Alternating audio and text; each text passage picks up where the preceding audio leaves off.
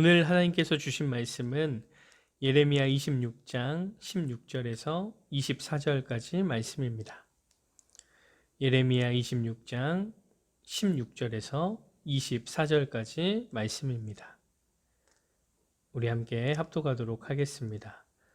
고관들과 모든 백성이 제사장들과 선지자들에게 이르되 이 사람이 우리 하나님 여호와의 이름으로 우리에게 말하였으니 죽일 만한 이유가 없느니라. 그러자 그 지방의 장로 중 몇 사람이 일어나 백성의 온 회중에게 말하여 이르기를 유다의 왕 히스기야 시대에 모레셋 사람 미가가 유다의 모든 백성에게 예언하여 이르되 만군의 여호와께서 이와 같이 말씀하셨느니라. 시온은 밭같이 경작지가 될 것이며 예루살렘은 돌무더기가 되며 이 성전에 사는 산당의 숲과 같이 되리라 하였으나 유다의 왕 히스기야와 모든 유다가 그를 죽였느냐? 히스기야가 여호와를 두려워하여 여호와께 간구하매 여호와께서 그들에게 선언한 재앙에 대하여 뜻을 돌이키지 아니하셨느냐? 우리가 이같이 하면 우리의 생명을 스스로 심히 해롭게 하는 것이니라. 또 여호와의 이름으로 예언한 사람이 있었는데 곧 기럇 여아림 스마야의 아들 우리야라. 그가 예레미야의 모든 말과 같이 이 성과 이 땅에 경고하여 예언하매 여호야김 왕과 그의 모든 용사와 모든 고관이 그의 말을 듣고서 왕이 그를 죽이려 하매 우리야가 그 말을 듣고 두려워 애굽으로 도망하여 간지라. 여호야김 왕이 사람을 애굽으로 보내되 곧 악볼의 아들 엘라단과 몇 사람을 함께 애굽으로 보냈더니 그들이 우리야를 애굽에서 연행하여 여호야김 왕에게로 그를 데려오매 왕이 칼로 그를 죽이고 그의 시체를 평민의 묘지에 던지게 하니라. 사반의 아들 아이감의 손이 예레미야를 도와주어 그를 백성의 손에 내어주지 아니하여 죽이지 못하게 하니라. 아멘. 예수님께서는 말씀을 전하실 때 귀 있는 자는 들을지어다 라고 말씀하실 때가 있었습니다. 예수님께서 이러한 말씀을 하신 이유는 예수님의 말씀에 귀 기울일 것을 간절하게 호소하는 것이죠. 이러한 예수님의 간절한 호소에도요, 예수님의 말씀에 귀를 기울이는 자가 있는가 반면에 예수님의 말씀에 귀를 기울이지 않는 자들이 있었습니다. 동일한 예수님의 말씀이지만 어떤 사람은 예수님의 말씀을 받아들이고 어떤 사람은 예수님의 말씀을 받아들이지 않는 것이죠. 그런데 받아들이고 받아들이지 않는 것은 굉장한 차이가 있습니다. 말씀을 받아들인 자들은 예수님의 은혜를 입지만 말씀을 받아들이지 않는 자들은 예수님의 은혜를 입지 못하기 때문입니다. 오늘 본문에서도요, 말씀을 받아들인 자들과 받아들이지 못한 자들의 모습을 보게 됩니다. 하나님께서는 예레미야에게 유다 백성의 불순종에 대해 선포하게 하셨습니다. 그리고 예레미야는 하나님의 말씀대로 불순종한 자들의 최후가 심판임을 분명하게 선언하지요. 예레미야는 하나님의 말씀을 그대로 전했습니다. 그런데 이 말씀을 받아들이는 자가 있는가 반면에 받아들이지 않는 자들이 있었습니다. 16절에 보면 고관들과 모든 백성이 제사장들과 선지자들에게 이르되 이 사람이 우리 하나님 여호와의 이름으로 우리에게 말하였으니 죽일 만한 이유가 없느니라. 거짓 선지자들과 제사장들은 예레미야가 전한 하나님의 말씀을 듣고 받아들이기는커녕 하나님의 말씀을 전한 예레미야를 죽이려고 했습니다. 그러나 고관들과 모든 백성들은 예레미야가 전한 하나님의 말씀을 듣고 그 말씀을 받아들입니다. 그리고 예레미야를 죽이려고 했던 마음을 접고 죽일 이유가 하나도 없다고 이야기를 합니다. 하나님의 말씀을 동일하게 들었습니다. 그런데 어떻습니까? 한쪽은 하나님의 말씀을 받아들이지 않고 한쪽은 하나님의 말씀을 받아들였다는 겁니다. 계속해서 이어지는 말씀에서도 하나님의 말씀을 받아들인 자들과 하나님의 말씀을 받아들이지 않은 자들의 모습이 너무나도 다르다는 것을 보게 됩니다.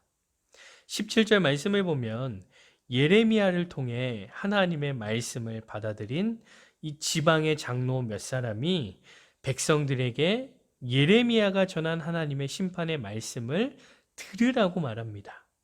그리고 히스기야 때에 일어났던 일들을 백성들에게 말하는데요. 그 일은 이렇습니다. 히스기야 때에 유다 백성들은 죄로 물들어 있었습니다. 이때 하나님께서는 미가 선지자를 통해서 유다 백성들을 심판하시겠다고 말씀하십니다. 이때 유다 백성들의 반응은 어땠을까요? 19절에 보면 그 답을 알 수 있는데요. 19절에 보면 유다의 왕 히스기야와 모든 유다가 그를 죽였느냐? 히스기야가 여호와를 두려워하여 여호와께 간구하며 여호와께서 그들에게 선언한 재앙에 대하여 뜻을 돌이키지 아니하셨느냐? 우리가 이같이 하면 우리의 생명을 스스로 심히 해롭게 하는 것이니라.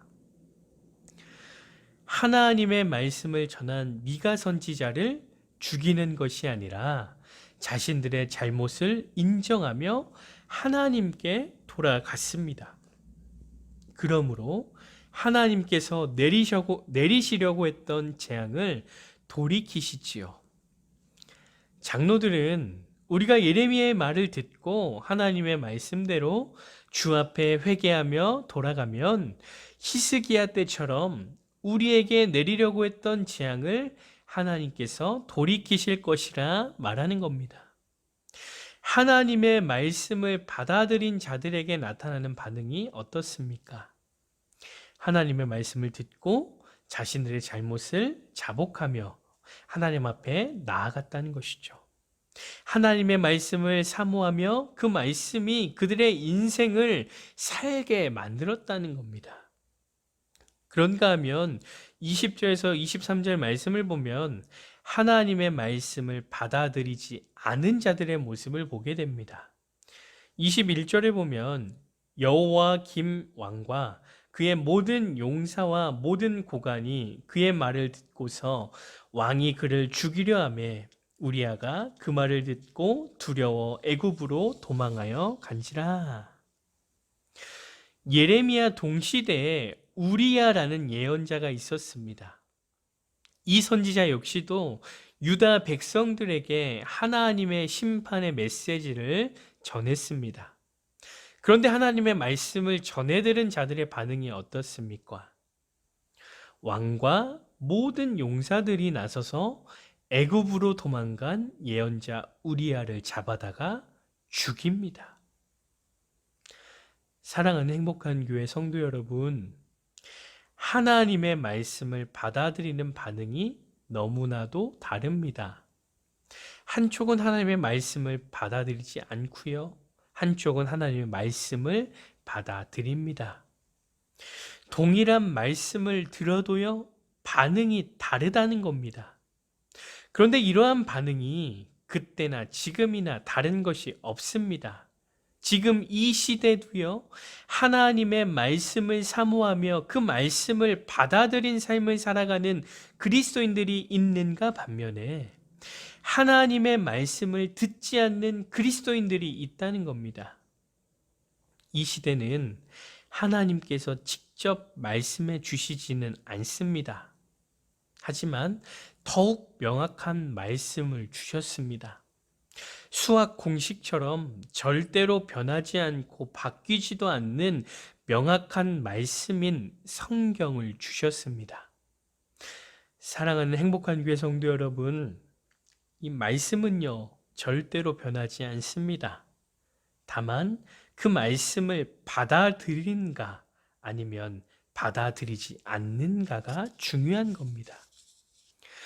우리 성도님들은 변하지도 않고 바뀌지도 않는 성경, 곧 하나님의 말씀을 받아들이며 말씀대로 살아가는 그리스도인입니까?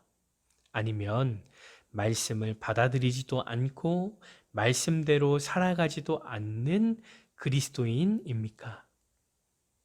그리스도인들이 은혜를 입을 수 있는 비결은 하나님의 말씀에 순종하는 것입니다.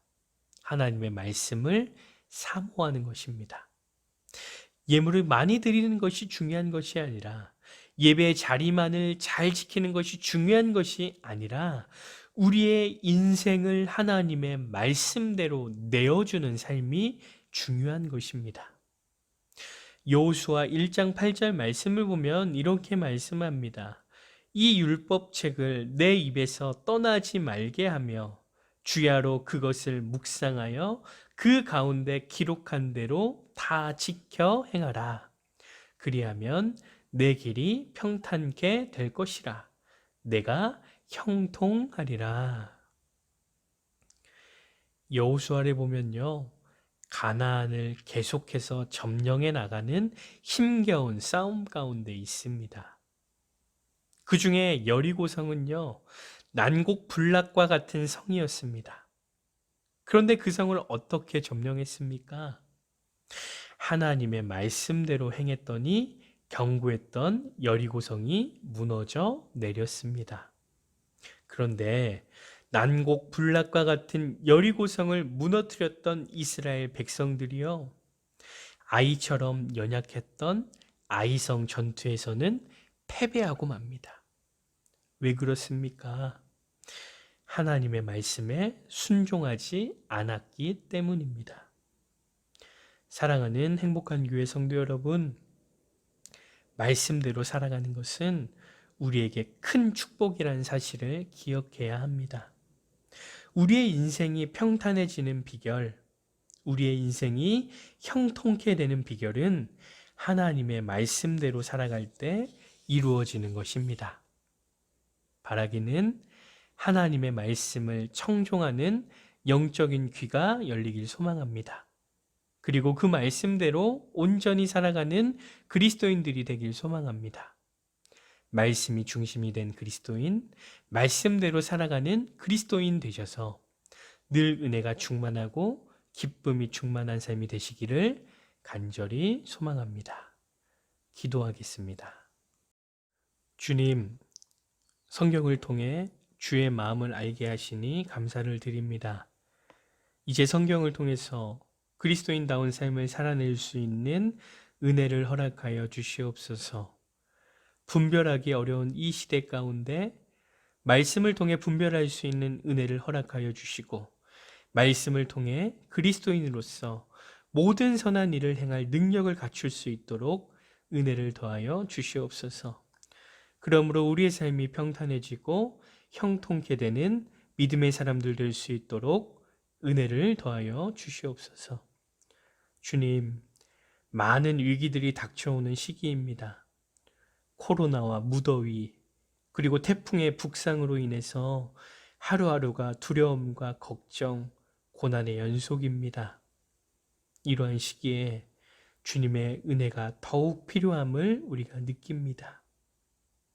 이러한 시기에 우리에게 은혜 주시기를 바라는 기도를 뛰어넘어 이 나라, 이 민족을 위해 기도하게 하셔서 이 나라가 안정화되고 주님의 은혜를 경험하는 복된 나라, 복된 민족 될 수 있도록 주님 함께하여 주시옵소서. 뿐만 아니라 우리에게도 하나님의 놀라운 은혜와 은총을 허락하여 주시옵소서. 지금은 길이요 진리요 생명이요 부활이신 우리 구주 예수 그리스도의 은혜와 예수 그리스도를 통해 우리에게 영원한 생명을 주신 하나님 아버지의 크신 사랑하심과 우리가 이 땅에 살면서 예수님을 믿게 하시고 그 신앙 고백으로 오늘 하루도 말씀으로 살아가게 하시는 성령의 함께 하심과 교통하심이 주의 말씀을 귀 기울이는 것을 뛰어넘어 주의 말씀대로 그리스도인다운 삶을 살아갈 것을 결단하고 다짐하는 우리 성도님들과 성도님들의 가정과 부모님과 자녀와 생업 위에 우리 교회와 민족과 저 북한에 있는 동포들과 지금도 해외 나가서 선교하시는 선교사님들과 그들의 가정과 사역 위에와 우리가 날마다 중보하는 고3 학생들과 전도 대상자들 위해 이제로부터 영원토록 함께 하시기를 간절히 축원하옵나이다. 아멘.